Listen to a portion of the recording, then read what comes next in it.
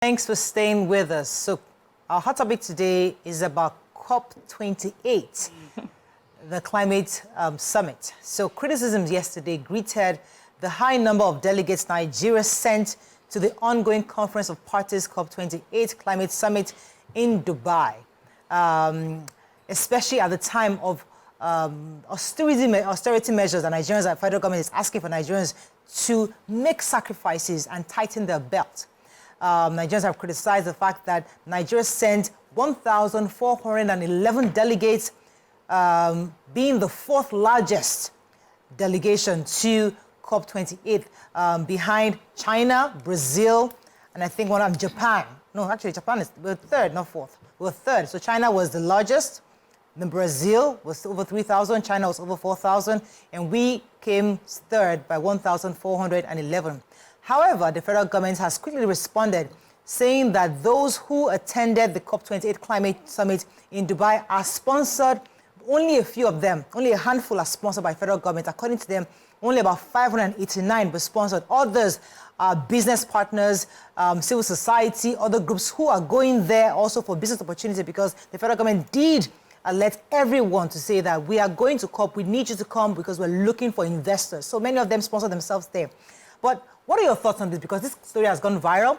Nigerians have criticized federal government for this large number of delegations, especially because of the list of the members that have invited. Some they've criticized some of the people that have gone, and even the daily stipend has given to them, the ESTA code has been given to them. Has also been criticized. What are your thoughts on this? Let's have a conversation and see if we can educate ourselves better. You can call us on 081-270-53687, 091-390-76948. You can also tweet to us at TVC Connect. Please hashtag YourViewTVC so we can read your tweets. Let me come to the ladies. What are your thoughts on this hot topic? Yeah, so you know I'm quite interested in conversations like this. So because you're going next year, so you better get ready. But you know, so at first I have to tell you the truth. I was disappointed. I was like, this administration would do this, take a whole 1,000+ delegates. Just does not make sense. It is not. It's so.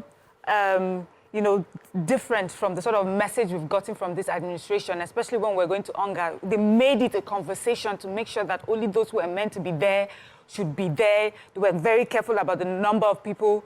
And then if you were caught to have found your way on the list without proper approval, they were going to, you know, you were going to face some consequences for that. And then to have that same administration have over 1,000 delegates going for this climate summit. I was so disappointed. I was quite embarrassed. But stories coming in here and there from the presidency saying that not everyone on that list was sponsored by the government. Some people came on their own. In fact, I heard that there was actually a bid by the UK asking Nigerians, you know, if you're interested to come. I didn't even know about that. So, you know, I think we'll hear, when we get to ask questions, we'll hear more. But at first, I have to tell you, I thought it was irresponsible, especially when we're in a country we're constantly discussing how we need to tighten our belt. Then we saw the list for ESTA codes. We're hearing $900 per day, $800 per day. I'm like, what? Wow. Foreign exchange?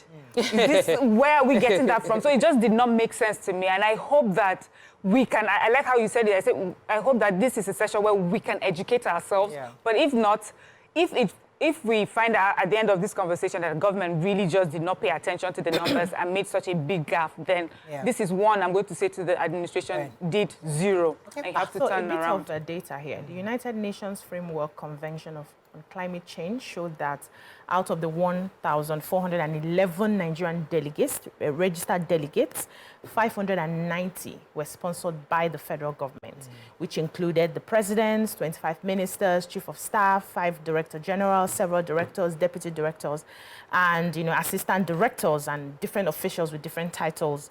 But they said others were now sponsored by state governments, non-governmental and corporate organizations. And when they started calculating, they said even the 590 that were sponsored by the federal government, they wouldn't have spent less than 850 million for flight tickets alone for that. And I'm asking what changed from 169 delegates that attended last year. They do these things every year. We had 169 attending last year. What moved from that figure to 590 when we have other countries cutting down on the delegates that they sent. A country like Kenya had to cut down on their own delegates. They said the Kenya president reduced his delegates from 189 to 51.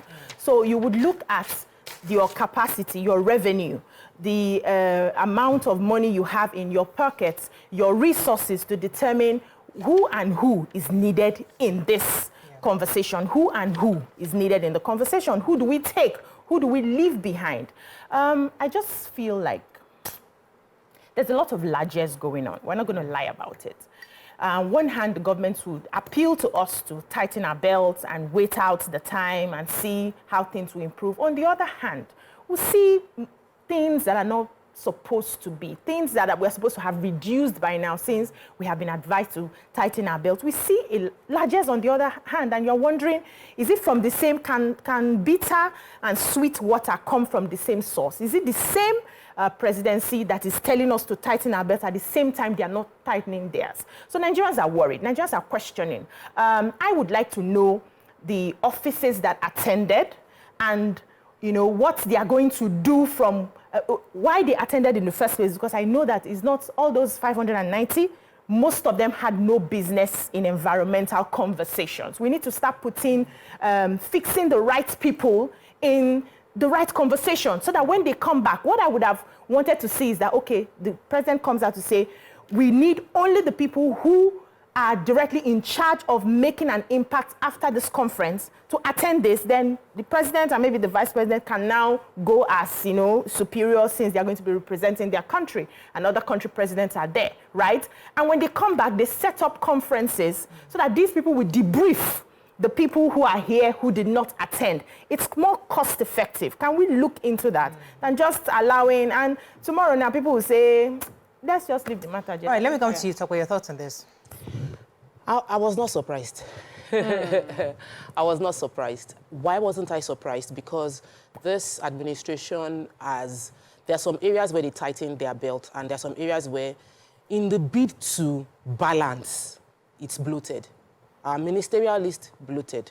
Appointments, bloated. So why did we now suddenly think that the COP 90 would now be reduced? No, COP 28, it will not reduce. We already have seen a trend of bloated appointments, bloated number, because the government is trying to balance, all the ethnicity, every region must be covered, every local government must be covered. So what we've done essentially is giving plenty people state-sponsored vacation. And we know that's how it happens. Everybody is lobbying as a reward. I've been loyal.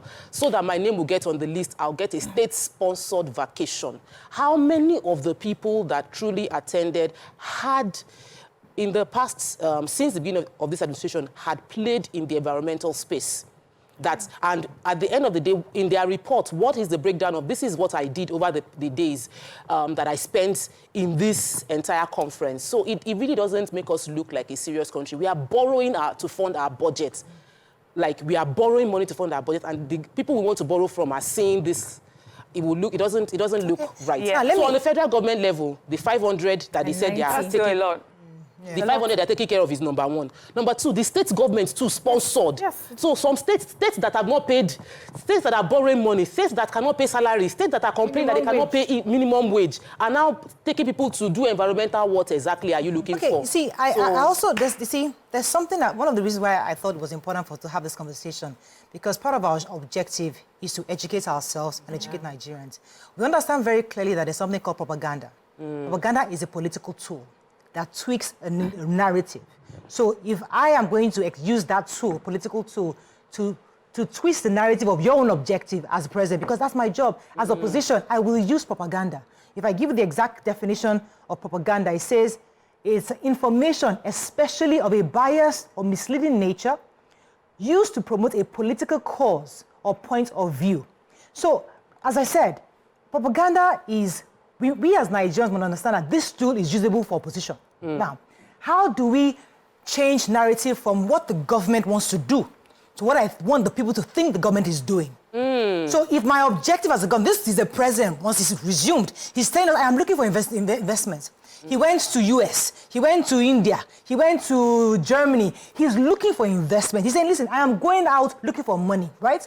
Now, what are the opportunities there for me? So maybe from the 108 that went last year, maybe there was a conversation that, listen, every department, I need you to be there to look for opportunities because there are issues of erosion in your state. There are issues of flooding here. What can we do? I'm also looking for CNG vehicles. I'm looking for transportation partnership who can give me these opportunities. So if we look at this from the part of the government, what is your objective? I also called all the private sectors, all the companies, follow us, please. In fact, if it can even be 10,000, let's go there. So let them know we are ready for business. Because I can't assume that, I think it was Market that was posting that Brazil took 3,000 people. China took 1,000, almost 4,000. We can't assume that the government will sponsor every single person. There is an objective. So if as a government, my objective is to tell the world that Nigeria is ready for business. Now, as an opposition, I don't want you to focus on the objective. I want you to focus on the 1,400.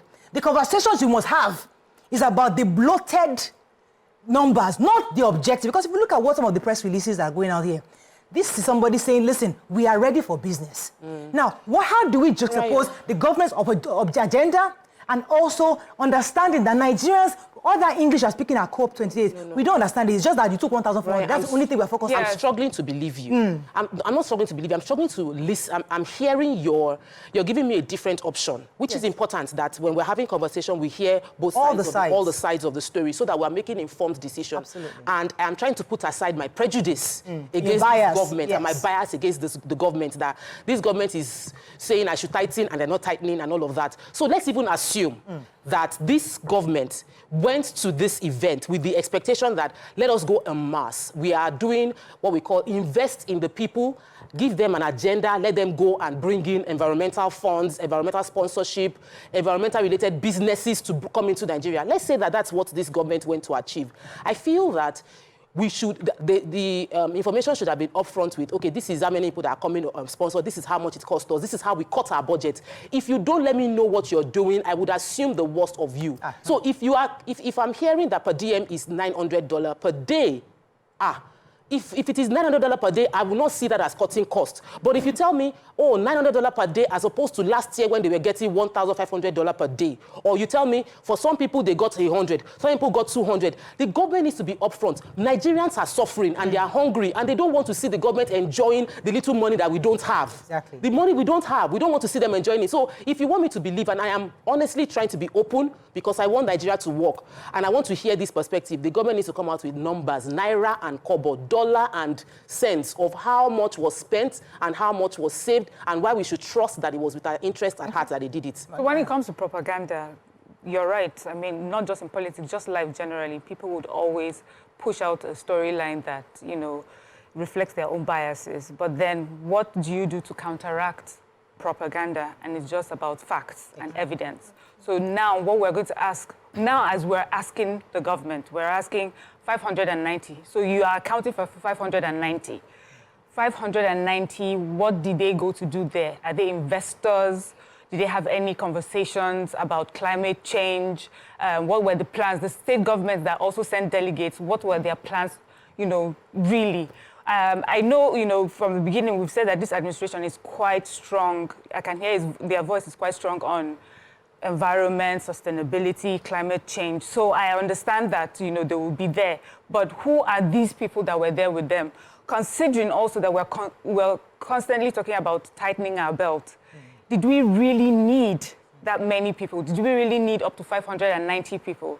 Did we really need physically present, you know, people to be there? So these are the questions that will make me now look at propaganda and see that that is just what it is. But if the government is unable to prove, you know, that what they did was right and what they did was in the best interest of the country first, then maybe propaganda is then fact. I'll come to you, BCA, because when I was trying to read the president's speech in some of these, he said that Nigeria and Africa urgently require investment in alternative energy to be able to fully, effectively transition.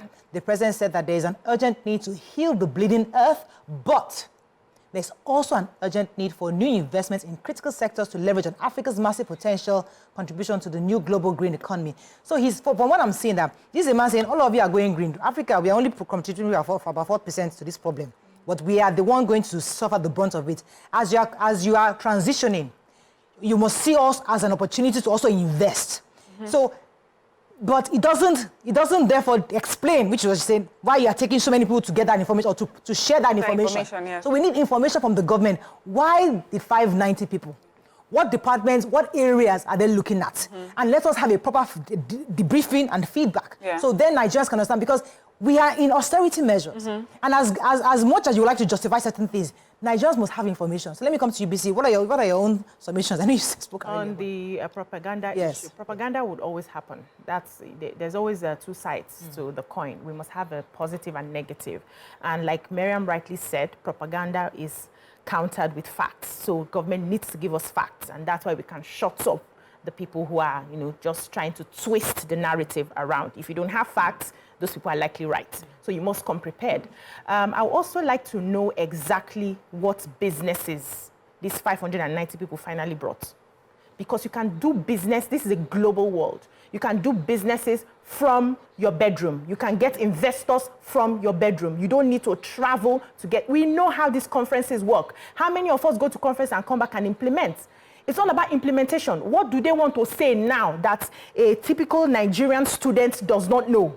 What solutions do they want to offer there now that we cannot generate ourselves? So it's not about we have to travel to get things done.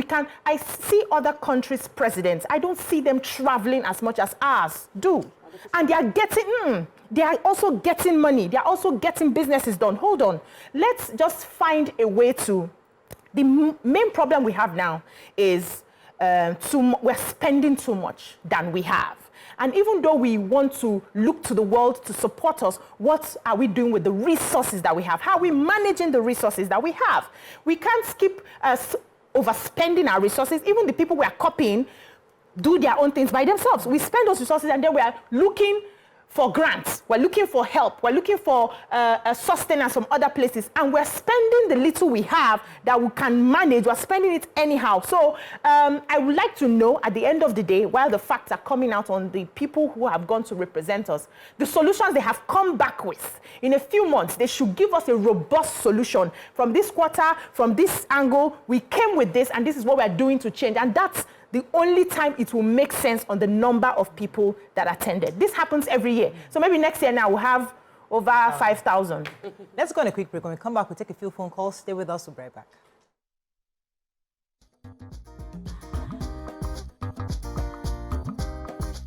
Stay tuned. Your View will be right back.